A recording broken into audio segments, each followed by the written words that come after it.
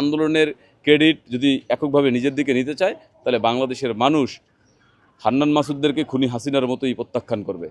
বাংলাদেশের আপামর জনগণের একটা গণ আন্দোলন ছিল, যেই গণ অভ্যুত্থানের ফলে খুনি ফ্যাসিস্ট হাসিনা পালিয়ে যেতে বাধ্য হয়েছে। এই আন্দোলন এককভাবে কোনো ব্যক্তি বা কোনো দলের নয়। আমরা দেখছি যে খুনি ফ্যাসিস্ট হাসিনা এবং তার দল ৭১-এর মহান মুক্তিযুদ্ধের চেতনার ব্যবসা করত, কোথায় কোথায় এই চেতনার কথা বলতো। ঠিক একই চেতনার ব্যবসা জুলাই আগস্টের গণঅভ্যুত্থানের চেতনার ব্যবসা এনসিপি হান্নান মাসুদরা করছে। হান্নান মাসুদদের জুলাই আগস্টের গণঅভ্যুত্থানে তাদের যেমন ভূমিকা রয়েছে এটা আমরা স্বীকার করি।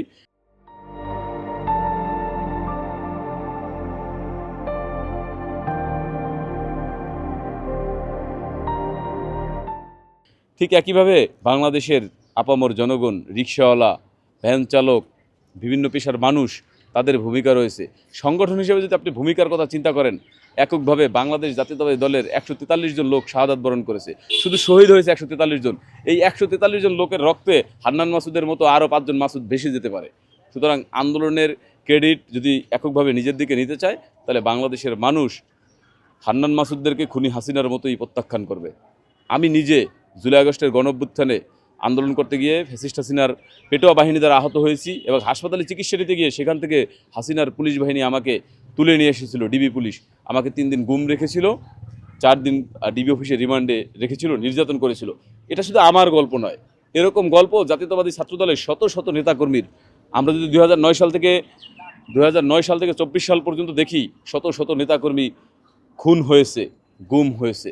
সুতরাং আমরা কিন্তু বলি না যে এই আন্দোলন আমাদের নেতা জনাব তারেক রহমান তিনি কিন্তু 5ই আগস্টের পরে বলেছেন আমরা এককভাবে এই আন্দোলনের ক্রেডিট নিতে চাই না, গণ অভ্যুত্থানের ক্রেডিট নিতে চাই না। এই আন্দোলন বাংলাদেশে আপামর জনগণের, সকল মানুষের। আপনি সাংবাদিক, আপনারও এই আন্দোলনে ভূমিকা রয়েছে। ঠিক একইভাবে ছাত্র, শিক্ষক, বুদ্ধিজীবী, আইনজীবী, লেখক, ডাক্তার, যারা ফ্যাসিস্ট না এই শ্রেণীর মধ্যে, তারা সবাই কিন্তু এই আন্দোলনে নেমে এসেছিল।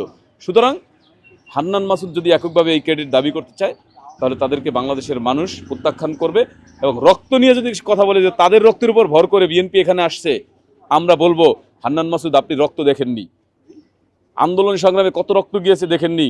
আমাদের আন্দোলন সংগ্রামে যত রক্ত গেছে, আপনার মতো হান্নান মাসুদদের বহু হান্নান মাসুদ সাঁতার কাটতে পারবেন এই রক্ত একত্রিত করলে। সুতরাং আমরা বলবো আপনারা এই ধরনের গণঅভ্যুত্থানের ব্যবসা থেকে ফিরে আসুন, সুষ্ঠু ধারার রাজনীতি করুন। আচ্ছা, গতকালকে আমরা শুরু থেকে বলে আসছি হান্নান মাসুদরা 24 সালের থেকে আন্দোলন করে, আর আমরা 9 সাল থেকে আন্দোলন করছি। আমাদের নেত্রী, দেশনেত্রী বেগম খালেদা জিয়া বাংলাদেশের সকল মানুষকে এই ফ্যাসিস্ট হাসিনা বিরোধী লড়াই সংগ্রামে নেমে আসার জন্য আহ্বান জানিয়েছেন। একটা গণঅভ্যুত্থান তৈরি করার জন্য আহ্বান জানিয়েছেন যে গণঅভ্যুত্থান ছাড়া এই ফ্যাসিস্ট হাসিনার পতন হবে না। সেই গণঅভ্যুত্থান শিক্ষার্থীদের এই আন্দোলন, সে আলাদা করে হান্নান মাসুদ ক্রেডিট নিতে পারে না। শিক্ষার্থীদের যে একটা দাবি ছিল, প্রথমে দাবি ছিল কোটা আন্দোলন, সেখান থেকে এই খুনি হাসিনার বিরুদ্ধে যে জনরোষ তৈরি হয়েছে, সেই জনরোষের কারণে বাংলাদেশে আপামর জনগণ হাসিনার পতনের দাবিতে নেমে এসেছিল রাজপথে। সুতরাং এই আন্দোলন সকল জনগোষ্ঠীর আন্দোলন, হান্নান মাসুদদের একক আন্দোলন নয়। তারা করছে বলেই হাসিনার পতন হয়েছে, বিষয়টি এমন নয়। আপনি দেখবেন যে আন্দোলনের মাঝামাঝি সময়ে তারা কিন্তু সরকারের সাথে আতাতও করেছে। তাদের মধ্যে এই যে সার্জিস, হাসনাত, তারা কিন্তু আতাত করেছে। আন্দোলন কিন্তু বন্ধ হয়ে গিয়েছিল। আমি তখন ডিবি অফিসে রিমান্ডে জানতে পারলাম আন্দোলন বন্ধ হয়ে গেছে। তারপরে সাধারণ শিক্ষার্থীরা স্লোগান দিয়েছিল তুমি কে আমি কে, সমন্বয়ক সমন্বয়ক। সেখান থেকে 13 জন শিক্ষার্থী ক্লাস 7-এ পরে, 9-10-এ পরে, ইভেন আমাদের আইবিএ শিক্ষার্থীরাও সেখানে ছিল। তারা আবার নতুন করে এই আন্দোলন, সাধারণ শিক্ষার্থীরা এবং জাতীয়তাবাদী ছাত্রদলের নেতাকর্মীরা নতুন করে এই আন্দোলনকে এগিয়ে নিয়ে গিয়েছিল, এইটাকে নতুন প্রাণ দিয়েছিল। সুতরাং এই আন্দোলন এককভাবে যদি হান্নান মাসুদ নিজের ক্রেডিট নিতে চায়, মানুষ তাকে প্রত্যাখ্যান করবে। আন্দোলনে কেবলমাত্র জাতীয়তাবাদী ছাত্রদলের 143 জন আমার সহযোদ্ধা শাহাদাত বরণ করেছে। হান্নান মাসুদ 143 জন মানুষের রক্ত যদি একত্রিত করা হয়, হান্নান মাসুদের মতো কয়েকজন মাসুদ কিন্তু এই রক্তে ভেসে যেতে পারে। সুতরাং হান্নান মাসুদকে বলবো আপনি সুষ্ঠু ধারার রাজনীতি করেন। আপনাকে আপনার নির্বাচনী এলাকার মানুষ ভোট দিয়েছে, আপনি তাদের পক্ষে কথা বলেন। কিন্তু আপনি যদি গণঅভ্যুত্থান, জুলাই সনদ নিয়ে কথা বলেন, জুলাই সনদে আমাদের নোট অফ ডিসেন্ট দেওয়া ছিল বাংলাদেশ জাতীয়তাবাদী দলের পক্ষ থেকে। আমার কোনো বিষয়ে আপত্তি আছে, আপনাকে তো সেটা শুনতে হবে। আপনি কি আমার কণ্ঠরোধ করবেন? যদি আপনি আমার কণ্ঠরোধ করতে চান, তাহলে আপনারা শেখ হাসিনার মধ্যে পার্থক্য কোথায়?